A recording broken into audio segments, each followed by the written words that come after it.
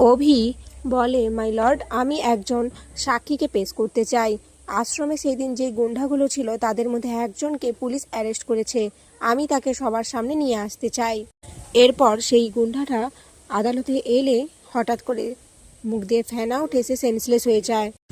রুদ্রপ্রসাদ ভাবতে থাকে, তুমি কি ভেবেছো অভি? তুমি চাইলেই জিতে যাবে? না, আমার থেকে তুমি জিততে পারবে না। আমি রুদ্রপ্রসাদ। আমি ওকে পুলিশ স্টেশনেই মেরে ফেলতে চেয়েছিলাম, কিন্তু আমি এখানে মারলাম ওকে, যার জন্য কোনো দোষী আমার ঘাড়ে এসে পড়বে না। আমাকে কেউই সন্দেহ করবে না। এদিকে অভি বুঝতে পারে না এটা কিভাবে ঘটে গেল।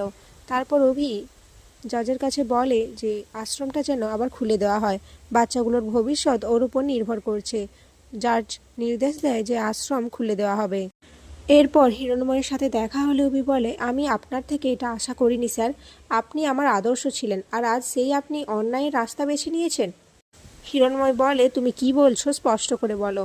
অভি বলে, আপনি আমাকে কিডন্যাপ করিয়েছেন স্যার এই কেসটা জেতার জন্য। সত্যি ভাবতে আমার অবাক লাগছে।